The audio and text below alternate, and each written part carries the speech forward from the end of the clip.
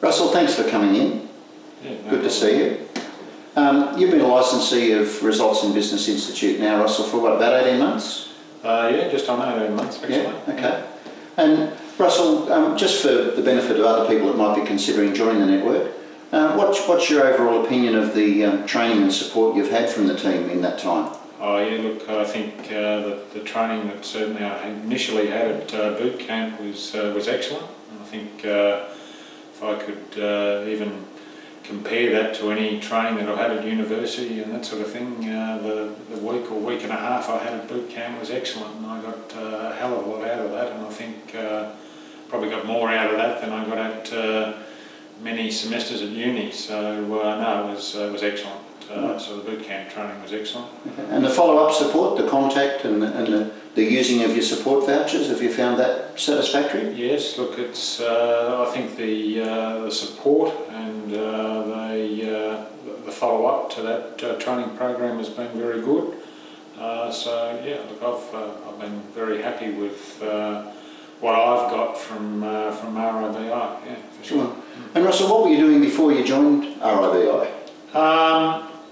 Before I joined RIBI, well, my last full-time position was with a company in the building industry, and I was involved with franchising their business throughout Australia. So I was the business development manager there, and prior to that I was involved in a number of different businesses as either a financial controller or, in one case, an MD.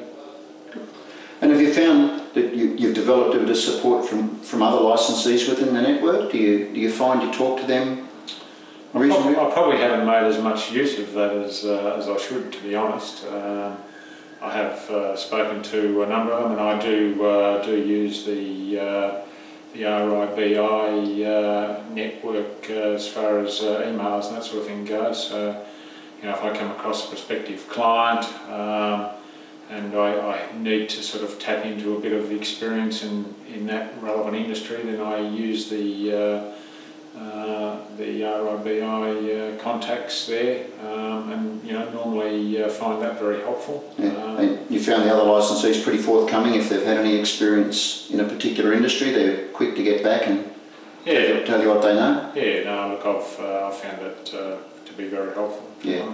Yeah, I notice you pop up every now and again with a request, and I notice you also contribute back the other way when others are looking, so that's good. I suppose it's like all those things, you get out of them what you put into them, so if you don't give anything, you won't get anything back. And you're saying you've got yourself somewhere between half a dozen and a dozen regular consulting clients on a contractual basis.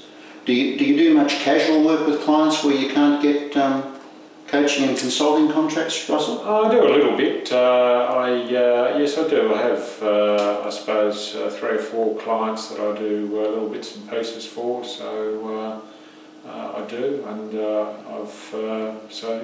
do a bit of that as well. And is that kind of like the 80-20 rule? 80% of your revenue is coming off your contracted clients, and the other 20% is coming off that casual bit? I would say so. It's probably 80 or 90% coming off the 6 monthly sort of contractual type work. Yeah.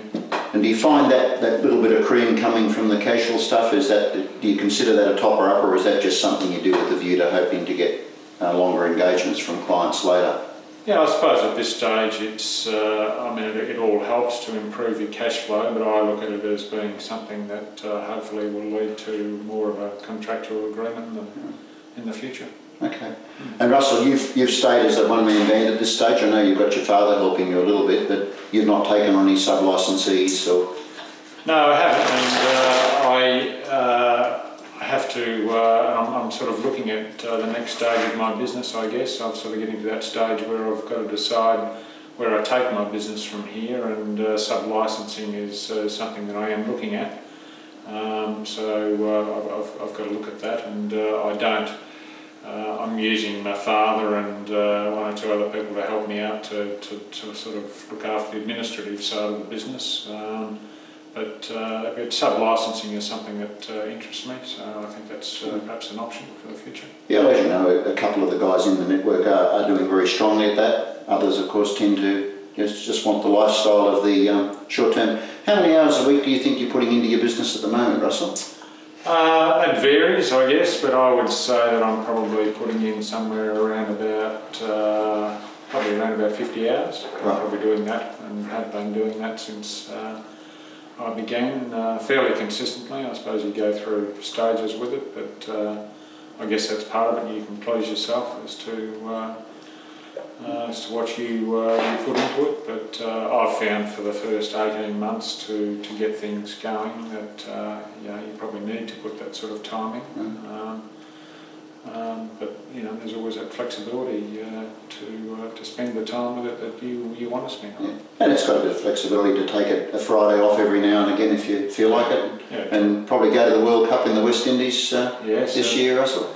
Certainly looking forward to doing that. That will. That's certainly a plus of the business for sure. It's I suppose it's as much a lifestyle thing as anything. So, which I think is what motivates most people to join the industry, and particularly people like ourselves, the baby boomers, that are looking to get some lifestyle combined with a bit of work. Yeah, true.